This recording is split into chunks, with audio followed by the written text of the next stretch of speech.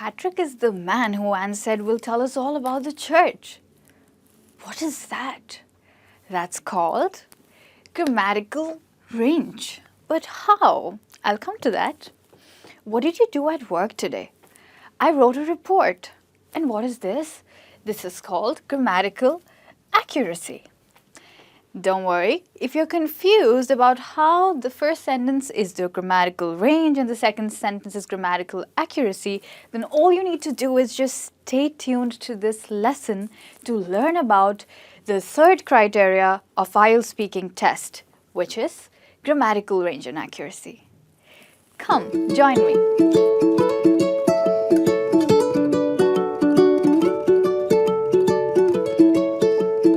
So here we start, just to let you know that grammatical range and accuracy consists 25% of your IELTS speaking test score.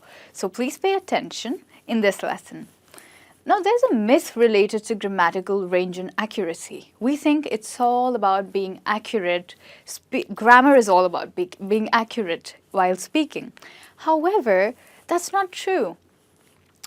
Instead, the IELTS band descriptor for band 7, yes, band 7 says that the candidate frequently produces error-free sentences. However, some grammatical mistakes persist. So this means it's okay if you make some grammatical mistakes. Let's start with the first one here, grammatical range. I suggest that all the candidates, whatever your level is, focus carefully on this aspect, particularly the candidates who are above the, probably the intermediate or the elementary level. This will be very helpful for you. And for the beginners, I have a great tip for you towards the end of the lesson. Please keep watching. Okay, so what does it mean, grammatical range? It means to use grammar widely. You see how happy this smiley is about using the grammar widely, but how? So the aim is to use complex structures naturally. Here we are talking about complex grammar sentences. Structures here means for sentences. So let's look at an example. Prime Minister is wonderful. Is he? Yes? No? Okay, now let me add some extra information to this. I'll just write it on the board for you.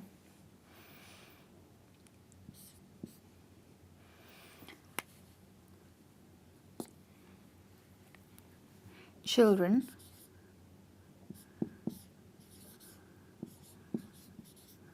talking.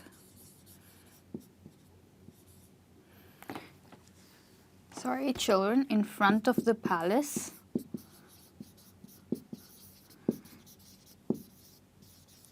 talking to the Prime Minister.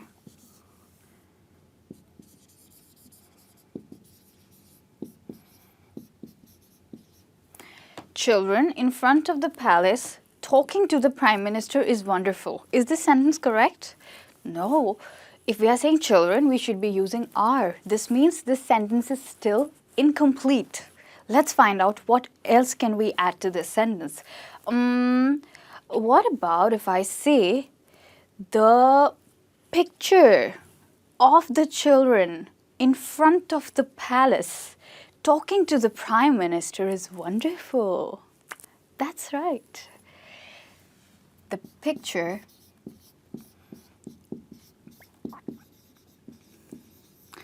of the children in front of the palace, comma, talking to the Prime Minister is wonderful. So what have we done here? Prime Minister is wonderful is a single bit of information. But when you're trying to be grammatically wide and you want to have a wide range of grammar, then you would want to use complex grammar structures. And how does that happen? When you add multiple bits of information to the same sentence. I hope this example has taught you how to increase your range in grammar. Now we are going to look at grammatical accuracy. Now let's look at the second important thing for grammatical range, and that is accuracy. So what really is accuracy? What can you understand out of the diagram? What does the diagram mean? It means to be spot on. Yes, just at the right thing. Spot on. To do just the right thing. So first, we are going to look at task 1 and task 2. What is the meaning of accuracy? So here, I suggest that all the beginners and above, of course, pay some careful attention. Because here, we are going to find out that how can we use tenses to talk about tasks. We are not doing too much hard work here, we are doing some more of smart work here. Let's see. The meaning is to know the tenses required, as I just told you. In task 1 and 2, you're usually asked questions which you would need to answer in past tense, yes. So you have to be smart and use past tense for task 1 and 2, not always, wherever required. Let's see an example. It's very important that you ensure that you know the past tense of some common verbs. For example, feel. What is the past tense for feel? Felt, fight, fought. Wait, waited.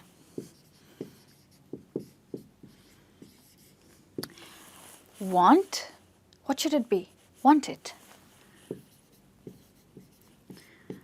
Now, here's a quick tip for you. Be very careful about the regular and irregular verbs. Like you can see some regular and irregular verbs in this particular set of words. This is an example that you can use for all the tasks. However, specifically in task 1, if the examiner asks you a question, you could say, the examiner asks you, describe your first foreign language that you learned, or your first foreign language learning experience. So if you listen carefully, he says the first foreign language that you learned. He's talking about the past. So should you talk in the future tense or should you talk in the present tense? No, you should be talking in the past tense depending on the question. So you would say that the first foreign language that I learned is English, and I learned it because I needed it for job purposes. So this is the way you can use the past tense of verbs for task 1 and 2. Now let's look at the second part, that is task 3. Now let's look at task 3 for grammatical accuracy. The aim is to talk about future possibilities. But how really? So the kind of topics that the examiner will give you for task 3 will generally require you to use the future tense. And this way, you know already that you have to be prepared to use future tense in task 3 and you can definitely perform better. Let's look at how we should do it. There are different ways of talking about the future. You can either use will, you can either use going to, or maybe I hope so, or I think so. So for that, I think the best thing you can do is, here is the link. Please refer to the link of my video where I teach about how to talk about your future plans. There you will learn how to use will or going to in different situations. Let's move on to the next point. Yeah, an example for this would be, so let's say the examiner, you're discussing about education and the topic for task 3 is, do you think digital learning will one day replace classroom teaching? I'll repeat the question. Listen to the question carefully and see which tense am I talking in. Do you think one day digital learning will replace classroom teaching? The examiner will use the word will, which means you need to use the future tense and you can answer it, yes, I think one day digital learning is going to, or one day digital learning will replace classroom teaching, and you must build on your point of view and express it completely in detail, giving reasons for it and also the effects. I hope this lesson was quite helpful for you. Please use all these surefire tips for grammatical range and accuracy. You'll sure smoothly sail through the IELTS speaking test. I hope to see you again. Till then, you please refer to my other videos on other criteria for speaking test and also the FAQs for the speaking test to clear any confusions about its form. Bye-bye.